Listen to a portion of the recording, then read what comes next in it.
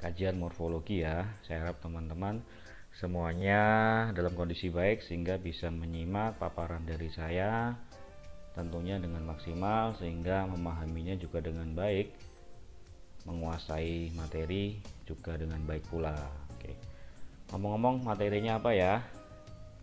Ya, yang ada di kotak warna hijau itu materi kita kali ini adalah distribusi morfem bahasa Indonesia. Tertarik untuk melanjutkan materi ajarnya? Harus tertarik dong. Oke, lanjut ke layar berikutnya.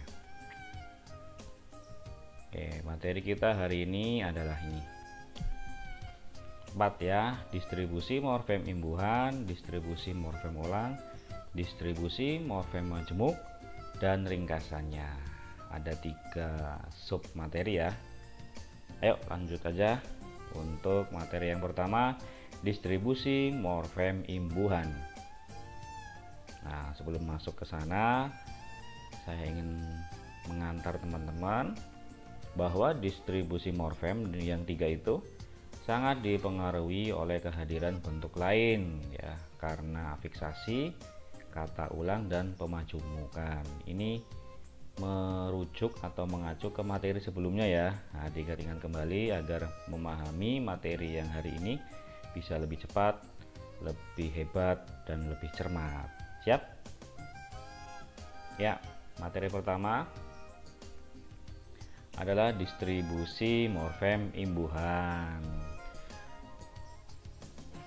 Maksudnya distribusi morfem imbuhan adalah penggabungan morfem imbuhan dengan bentuk dasar bebas, perpaduan antara awalan, sisipan, akhiran, dan atau awalan akhiran dengan kata dasar yang sifatnya dinamis.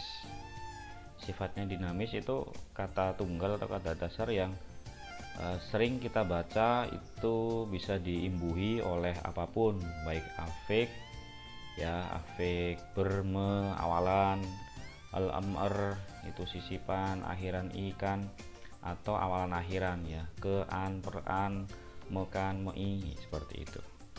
Sementara yang kedua, penggabungan morfem imbuhan dengan bentuk dasar terikat.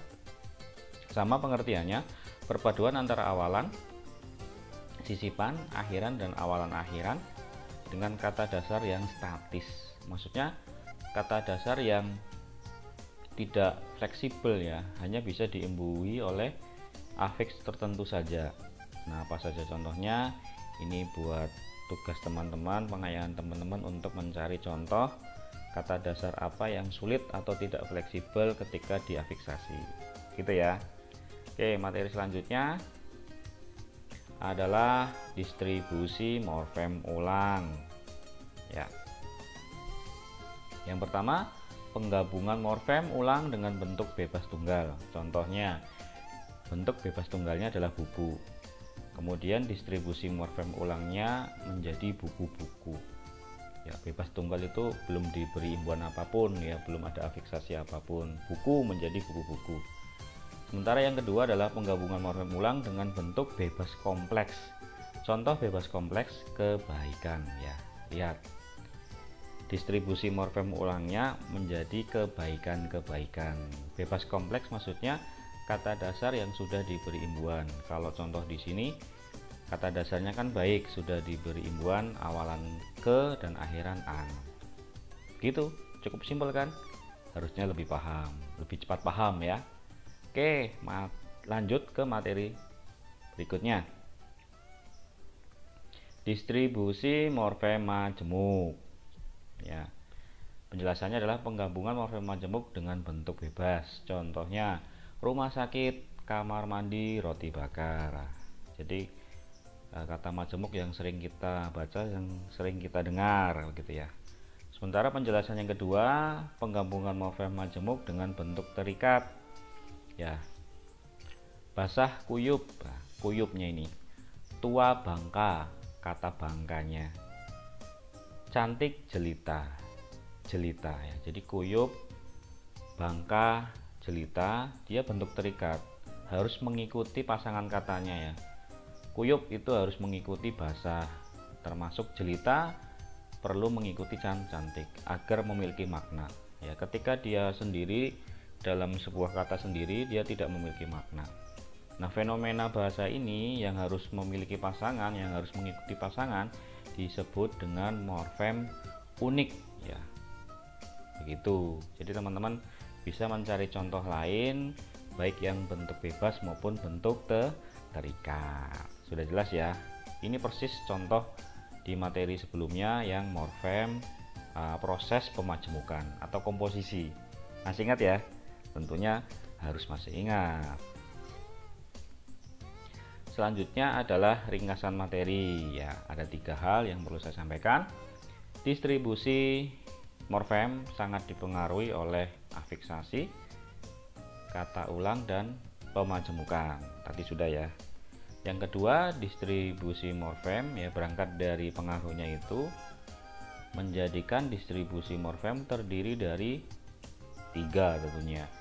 Distribusi morfem imbuhan, distribusi morfem kata ulang, distribusi morfem pemajemukan atau komposisi. Khusus untuk distribusi bentuk majemuk, dia memunculkan morfem unik dikarenakan bentuknya itu bentuk terikat atau morfem terikat. Begitu teman-teman. Jadi materi kita kali ini cukup simpel, hanya membahas bagaimana distribusi morfem dalam gramatikal bahasa Indonesia. Oke ya, di nuansa yang serba putih, hijau ya, apalagi hijau warna yang sangat menyegarkan mata, materi kita kali ini semestinya bisa dipahami lebih mudah oleh teman-teman semua. Yang penting mahasiswa saya bisa bersemangat, terus menggali diri, menemukan potensi, kemudian rajin membaca buku, mencari referensi, sumber belajar, dibaca, disimak dengan baik dan dipraktekkan, diimplementasikan ya. Ilmu akan meresap betul ke diri kita, akan masuk betul ya. Ada upaya internalisasi ke kita ilmu apapun yang baik-baik itu dengan menjalankannya ya, atau mempraktikkannya.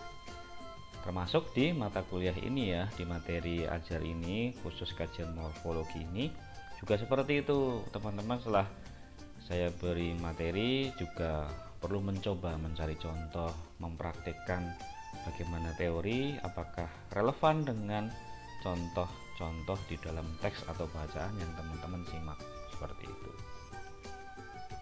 Sepakat? Harus sepakat ya. Oke ya, kalau sudah jelas, saya harap sudah jelas. Kalaupun belum jelas, bisa ditanyakan melalui e-learning atau di grup ya, grup WhatsApp. Nanti kita diskusi di situ melalui kolom komentar ya. Saya ucapkan terima kasih, semangat belajar, semoga tadi yang disampaikan bermanfaat. Saya harap teman-teman selalu dalam kondisi sehat ya, dilindungi oleh Tuhan Yang Maha Esa. Begitu saja materi paparan dari saya, semoga teman-teman bertambah ilmunya, bertambah wawasannya, dan semangat untuk menimba ilmu ya sepanjang hayat. Saya akhiri dengan sebuah pantun ya.